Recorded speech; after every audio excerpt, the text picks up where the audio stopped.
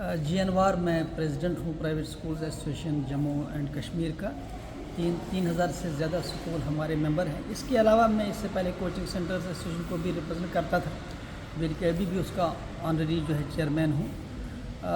मैं अक्सर दिलीप मोदी जी आपके अक्सर ये वीडियोस देखता रहता हूँ, आपको फॉलो अप करता रहता हूँ, और जिस अंदाज से आप कोचिंग और स्कूलिंग को पेश करते हैं गवर्नमेंट के लिए, पब्लिक के लिए और एक अवेयरनेस के लिए, मैं इससे बड़ा खुश हूँ कि एक लॉजिक और रीज़न आप उसमें हमेशा लॉजिक और रीज़न से बात करते हैं। सवाल ये है जो मैं ख़ुद भी समझने से बिल्कुल आज तक फेल हो चुका हूँ कि हमारे देश में 2 पैरेलल सिस्टम ऑफ एजुकेशन चल रहे हैं।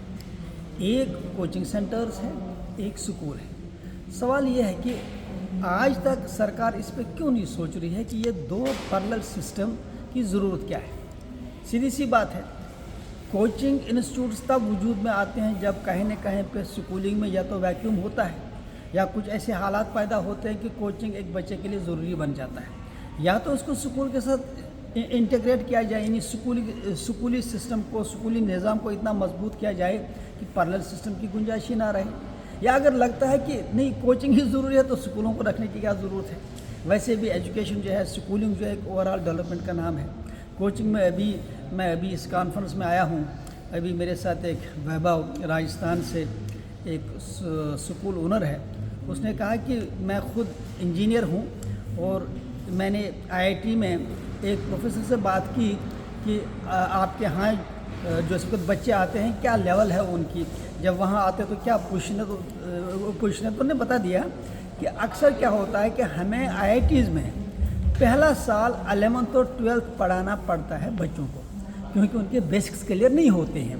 कोचिंग सेंटर्स उनको तैयार करते हैं आईआईटीज़ एग्ज़ाम क्रैक करने के लिए, लेकिन उनके बेसिक कॉन्सेप्ट्स क्लियर नहीं होते, उनकी ओवरऑल डेवलपमेंट नहीं होती है, उनको सब्जेक्ट की समझ उतनी नहीं होती है। इस वजह से आईआईटी का एक अच्छा खासा जो टाइम है, जो रिसोर्सेज हैं, जो एनर्जी है, वो ज़ाया हो जाती है उनको 11th 12th में पढ़ाने में। इस पर सरकार नहीं सोचते। मुझे याद है जब हम भी छोटे बच्चे थे तो कोचिंग को समझा जाता था कि एक जो लेसर इवल है। उन बच्चों को टीचर एनकरेज नहीं करते थे जो गाइड से काम लेते थे या जो शॉर्टकट से काम लेते थे या जो प्राइवेट ट्यूशन पढ़ते थे, उन्हीं को एनकरेज किया जाता जो मेन स्ट्रीम में पढ़ते थे। लेकिन अब ज़माना, कहते हैं ना कि अब ज़माना इतना बदल चुका है कि कहते हैं कि ये एक मशहूर शेर है, था जो खूब बतदरीज वही नाखूब हुआ, कि जो चीज़ अच्छी होती है वही चीज़ आहिस्ता आहिस्ता लोग उसको बुरा समझते हैं, जो चीज़ बुरी होती है लोग Aahista Aahista with the passage of time उसी को अच्छा समझते हैं। ये बदनसीबी है। इस पर सरकार को भी सोचने की ज़रूरत है, आवाम को भी सोचने की ज़रूरत है कि ये कैसे मुमकिन है कि जब पर्पज़ एक है, जब एम एक है, तो फिर कैसे 2 सिस्टम ऑफ एजुकेशन पनप सकते हैं। ज़रूर या तो दोनों में से एक ही को रहना चाहिए या हर एक का रोल डिफाइंड हो।